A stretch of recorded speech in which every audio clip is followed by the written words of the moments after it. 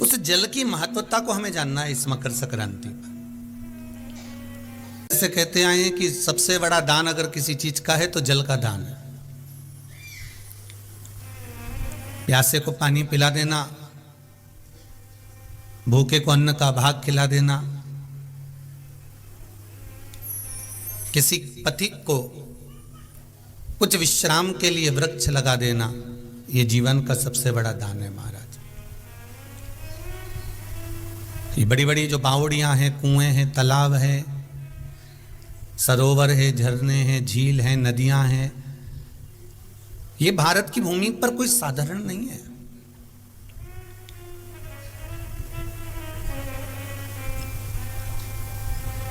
जहां जहां भगवान विराजमान है वहां वहां पर कुछ ना कुछ कुआं होगा, बावड़ी होगी, तालाब होगा, नदी होगी, सरोवर होगा, कुंड होगा, कुछ झीलें होंगी, कुछ नदियां होंगी। इन नदियों का, इन तालाब का, इन बावड़ियों का, इन कुंडों का बड़ा महत्व रहा है।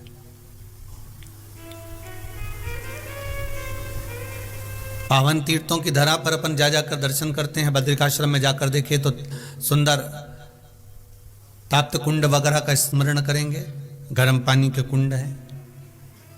यमुनोत्री में जाकर दर्शन करेंगे तो गर्म पानी के कुंड मिलेंगे। आप ऐसी ऐसी भूमि, हमारे यहाँ भारत की भूमि की धरा पर आप जा जाकर अगर दर्शन करें तो एक एक कुंडों का स्मरण, वहां पर हमें उस कुंड के जल का क्या महत्व है, उस बावड़ी के जल का क्या महत्व है, उस सरोवर के जल का क्या महत्व है। क्यों कैलाश मानसरोवर में कैलाश पर्वत से भी ज्यादा मानसरोवर की झील का महत्व कहा जाता है।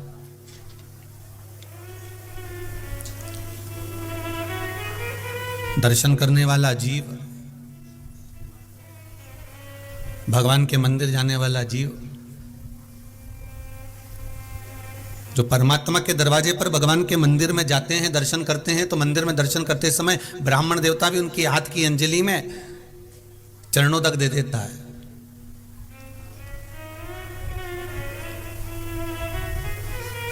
एक मंदिर में निवास करने वाले ब्राह्मण देवता, पुजारी जन, एक ब्राह्मण जन चरणोदक प्रदान कर देते हैं।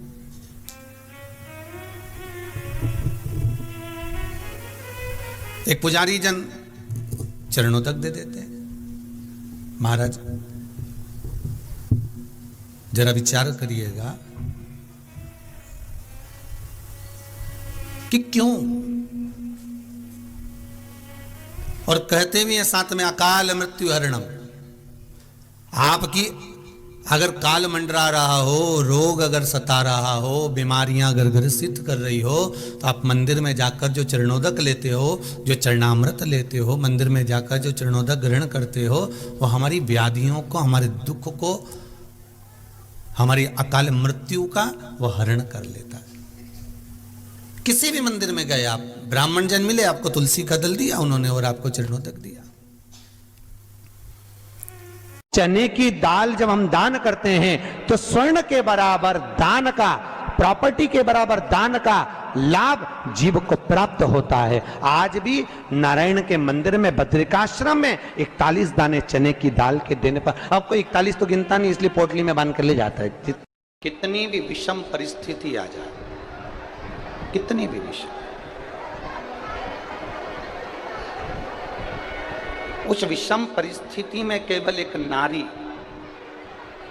उस विषम परिस्थिति में केवल एक स्त्री, उस विषम परिस्थिति में एक स्त्री, एक नारी एक ऐसी होती है जो उस विषम परिस्थिति में, चाहे वो आपके घर की माँ हो, आपके घर की बहन हो, आपके घर की बेटी हो, आपके घर की धर्म पत्नी हो, आपके घर की बुआ हो, आपके घर की काकी हो, आपके घर की नानी हो, आपके घर की दादी हो, कोई भी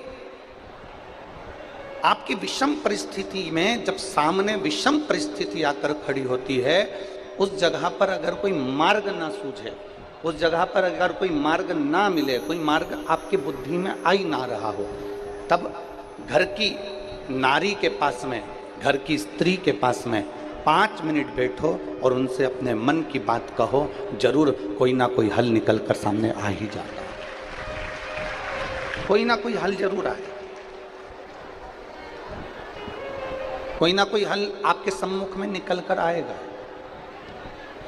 और एक और बात अपने स्मरण में लीजिएगा, अगर आप घर की स्त्री को अपनी कोई बात नहीं बता सकते, घर की नारी को अपने हृदय की बात नहीं बता सकते और विषम परिस्थिति में फंसे हुए, बहुत विषम परिस्थिति, तो अशोक सुंदरी का जो स्थान होता है, देखिए थोड़ा ध्यान दीजिएगा,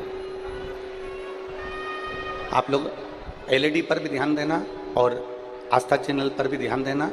तो किस स्थान पर हम अपनी विषम परिस्थिति में अगर उसे स्पर्श कर ले, विषम परिस्थिति में अगर कोई तकलीफ की घड़ी चल रही है तो हमारा मात्र स्पर्श और थोड़ी देर वहां स्पर्श कर कर अपने मन की बात को कह देने पर भी हमारी समस्या, हमारा दुख समाप्त होता है। जैसे ये शिवलिंग है, ये जलाधारी है और सामने अशोक सुंदरी का स्थान।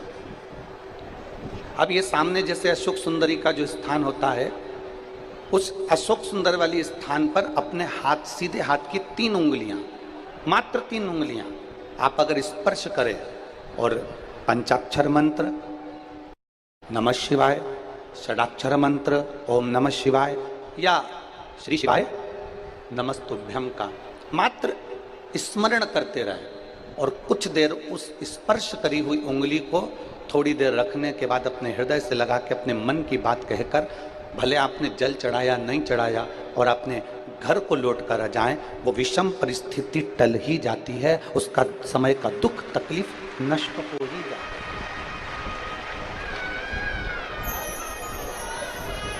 वो एक विषम परिस्थिति को टालने का स्थान है। कहते हैं कि जब हम अशोक सुंदरी वाले स्थान पर जब हम हाथ का स्पर्श करते हैं, अशोक सुंदरी वाले स्थान पर जब हम हाथ का स्पर्श करते हैं और स्पर्श कर कर जब हम अपने मन की बात कहते हैं, तो वो बात महादेव तक, माता पार्वती के माध्यम से, अशोक सुंदरी के माध्यम से पहुंच जाती है और भोलेनाथ हमारे मन की दशा को जानकर आशीर्वाद दे ही देते हैं। वो विषम परिस्थिति। और शंभु शरने पड़ी मांगू घड़ी रे दुख का दया करी ने दर्शन। एक विषम परिस्थिति के समय पर भगवान शंकर को याद करना, एक विषम परिस्थिति के समय पर अशोक सुंदरी की जगह का स्पर्श करना, एक विषम परिस्थिति के समय पर बेलपत्र के वृक्ष की मिट्टी का स्पर्श करना, या विषम परिस्थिति में घर की स्त्री, घर की नारी, घर की बहन, घर की बेटी, घर की दादी, घर की नानी, घर की माँ, उसके पास में 5 मिनट बैठकर अपने मन में हो रही क्षुब्धता को, अपने मन में आ रही विषमता को। हमने एक बात पहले कही, आप लोगों के स्मरण में होगा, किस किस ने सुना है? जिसने सुना होगा वो बताएंगे। हमने पहले कथा में कहा था कि नारी का आधा शरीर देवादिदेव महादेव का होता है। सुना था कि नहीं सुना था? बोलो, जम के तो बोलो। सुना था ना सबने? स्त्री का, नारी का आधा जो स्वरूप है, स्त्री का आधा जो भाग है, स्त्री का आधा जो स्वरूप है, वो पुरुष का अर्थात देवादिदेव महादेव का भाग है। कई जगह पर कई लोग प्रवचन में कह देते हैं कि अपनी घर की पत्नी को कुछ मत बताओ। कई लोग कह देते हैं कि अपने घर की स्त्री को कुछ मत बताओ। कई लोग कह देते हैं अपने प्रवचन में, आपने भी प्रवचनों में सुना होगा कि घर की नारी को कुछ मत बताओ, घर की स्त्री को कुछ मत बताओ, कुछ मत बोलो, घर की स्त्री को आपके मन की दशा बताओ मत। कई लोग प्रवचन में ऐसा कहते हैं, पर शिव महापुराण कभी नहीं कहती। शिव महापुराण कहती है कि जब आपके मन की दशा में कुछ गड़बड़ी चल रही है, आपके हृदय को कहीं ठेस पहुंच रही है, आपकी चित्त वृत्ति को आराम नहीं मिल रहा, आपको बेचैनी हो रही है, आपके हृदय को शांति नहीं है, आपके हृदय को सुकून नहीं है, तो घर में जो स्त्री है, घर में जो नारी है, उसको बैठ कर अपने मन की दशा जरूर बताओ, क्योंकि वो स्त्री नहीं, उसमें महादेव का आधा अंश विराजमान है। तुम्हारे हृदय की बात को वो जाने।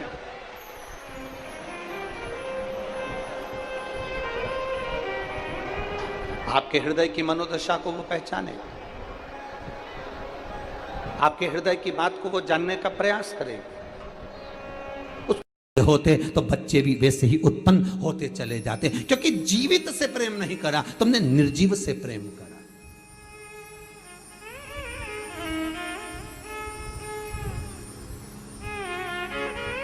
भोजन करने के बाद बर्तन भी साफ कर कर रखे तो निर्जीवन, तो दिल तो साफ करते। सास से, पति से, पत्नी से, भाई से, बंधु से, कुटुंब कबीले से, रिश्तेदारों से, नातेदारों से, अपनों से, बच्चों के माता पिता आदि, एक दूसरे से प्रेम की वाणी तो बोलते। हम निर्जीव को संवार रहे हैं, हमने जीव को नहीं संवारा। हम निर्जीव को संवारने का प्रयास करते रहे, पर हम जीव को नहीं संवार पाए। कई लोग हमसे कहते हैं, गुरुजी जरा हमारे साथ चलकर हमारा घर तो देखिए कितना जोरदार है। हमने कहा बहुत बढ़िया सर। अब ईमानदारी से बोलो, घर जोरदार होने से क्या हो, वो में रहने वाला मनक जोरदार होना चाहिए ना। उसमें जो निवास कर रहा है, उसमें जो रह रहे हैं, उसमें जो परिवार के सास हो, ससुर हो, बहू हो, बेटा हो, कुटुंब हो, कबीला हो, माता हो, पिता हो, बच्चे हों, बच्चियां हों, इनको देखा जाए। पहले के रिश्तों में और आज के रिश्तों में बस यही अंतर है महाराज जी, यही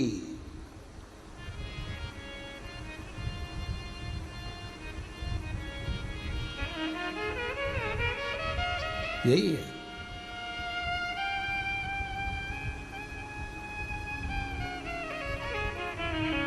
पहले के अगर रिश्ता कैसा होता है, संबंध कैसा होना चाहिए, रिश्ता कैसा होना चाहिए, सीखना है तो ताले और चाबी से सीखो। संबंध अगर देखना है तो ताला चाबी, तुम रोज घर में ताला लगाते हो, रोज चाबी लेकर कमरे में जाते हो, रोज पर्स में डालकर चाबी लेकर जाते हो, रोज जेब में डालकर चाबी लेकर जाते हो, कहीं ना कहीं तो लगाते होगे, दुकान में लगाते हो, साइकिल में लगाते होगे, गाड़ी में लगाते होगे, ताला तो लगाते होगे। तो अगर संबंध सीखना है, रिश्तेदारी सीखना है, संबंध कैसा होना चाहिए, अगर ये सीखना है तो एक बार ताला और चाबी से सीखिए। संबंध किसको कहते हैं, ये ताला चाबी बताएगा। टूट जाता है ताला, पर दूसरी चाबी से खुल नहीं पाता। चाबी वो ही लगती है जो उसमें लगती आई। और अगर चाबी लगाना, चाबी घूम गई, दूसरी लगाना तो उसको बनवाना पड़ेगा, वैसी की वैसी। तुम दूसरी लगाते जाओ, खोलेगा नहीं। संबंध ऐसा होना चाहिए कि किसी के कहने पर, भड़काने पर, शब्दों के संबोधन पर, आड़ा टेढ़ा बोलने पर, गलत सीख देने पर वो कितनी चाबी लगाए पर ताला नहीं खुलना चाहिए। चाबी वही लगे जो श्रेष्ठ हो, चाबी वही लगे। कोई कितना ही अपशब्द बोले, कितना ही ताना दे, कितनी गालियां दे, कितना ही आड़-टेढ़ा बोले, हमें नहीं समझ।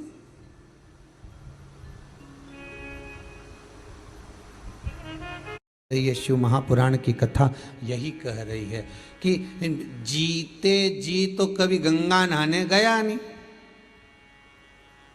और मरने के बाद वह लोटा में भर लिया। तो पूछा, ये लोटे में भर के कहाँ जा रहे हो? तो कि गंगा जी ले जा रहे। अच्छा, गंगा जी? हाँ। तो क्या ये जिंदा थी जब गई थी क्या? कि नहीं, हमारी अम्मा तो कहीं नहीं गई। ओ ठीक है। ये मरा, जो मर गया, ये कभी गंगा जी गया था क्या? नहीं, ये दादाजी भी नहीं गए, कभी पिताजी भी नहीं गए। तो फिर तो क्या उनकी अंतिम इच्छा थी? अच्छा, उनकी इच्छा ये थी कि भगवान ऐसी कृपा कर दे कि मेरी औलाद मुझे एक बार हरिद्वार नहवा के लिया, एक बार गंगा जी नहवा के लिया। और इनने क्या कहते हैं, उनकी अंतिम इच्छा थी कि गंगा जी जाना है। तो अंतिम इच्छा मतलब पूरी करो, एक बार जीते जी लेकर तो जाते। 1 रुपया भी अगर मंदिर में दान कर रहे हो एक रुपया भी अगर आप शिव महापुराण में दान कर रहे हो, 1 रुपया भी अगर कुबेरेश्वर महादेव को दान दे रहे हो, 1 रुपया भी आप अगर भगवान को दे रहे हो, तो इस व्यासपीठ ने पहले भी कहा, आज फिर कहते हैं, किसी से मांग कर मत देना, किसी से कर्जा लेकर मत देना। जब मेरा देव अधिदेव महादेव तुम्हारी झोली भर दे, तब दोनों हाथ में भर कर दे देना, मांग कर मत देना।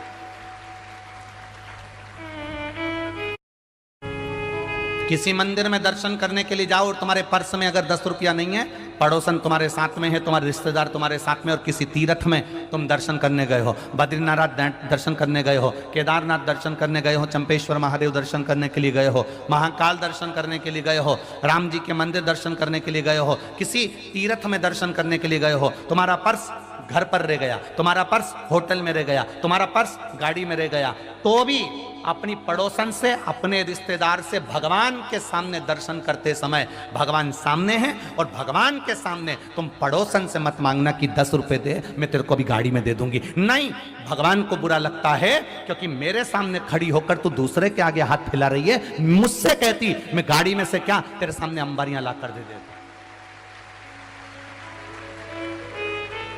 हमारी आदत रहती है, हमारे पर्स होटल में छूट गए, हमारा पर्स गाड़ी में छूट गया, हमारा पर्स वहां रह गया, हमारे पास पैसा नहीं है, हमने पड़ोसन से कह तू देगी ना 10 मिनट, मैं तेरे को बाद में दे दूंगी, देना जरा 10 रुपए, और मुझे चढ़ाना है, मुझे देना है, मुझे आरती की थाली में 10 रुपए चढ़ाना है, मुझे झोली में 10 रुपए चढ़ाना है, जरा देना तू ना।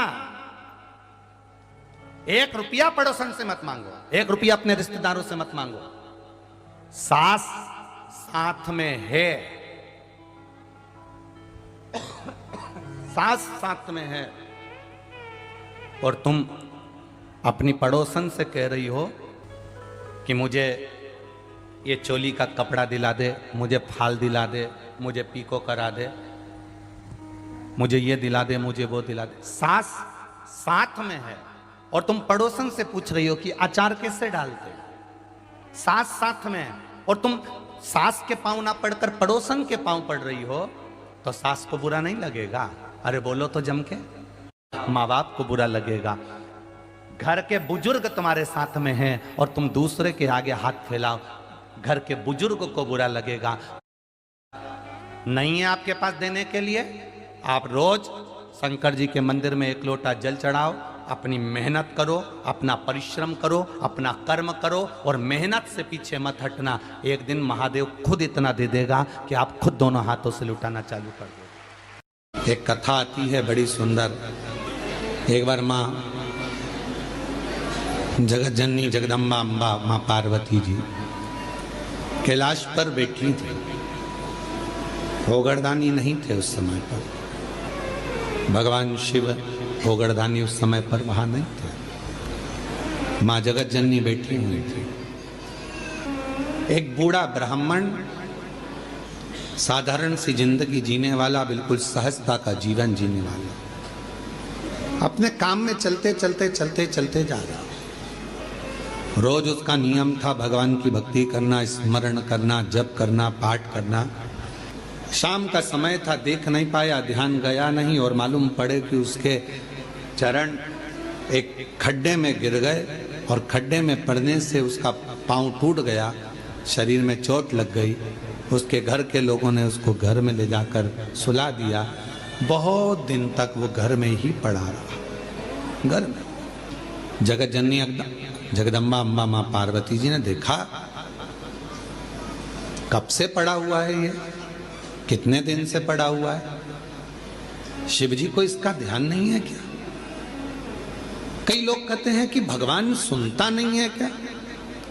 कई लोग कहते हैं भगवान क्या देखता नहीं है क्या? हम इतना भजन करते हैं और हमारे एक रिश्तेदार हैं, वो हमको तकलीफ देते रहते हैं, और इतना फूल रहा फल रहा, हमारे पड़ोसी इतने फल रहे फूल रहे जो भगवान के मंदिर तक नहीं जाते और लोगों को परेशान करके रखा है। उसके बाद भी उसके यहाँ भगवान इतना दिए जा रहा है। क्या भगवान नहीं है क्या? क्या भगवान की आंखें नहीं है क्या? लोग कहते हैं। हम इतना तपस्या करें, भजन करें, कीर्तन करें, और दुख भी हमें ही आ रहा है। और वो इतना कष्ट देने के बाद दुनिया के लोगों को चूसे जा रहा है, धन लिए जा रहा है, लिए जा रहा है, लिए जा रहा है, लोगों को कष्ट दिए जा रहा है, और उसके बाद भी फल फूल रहा है। क्या भगवान नहीं है क्या? है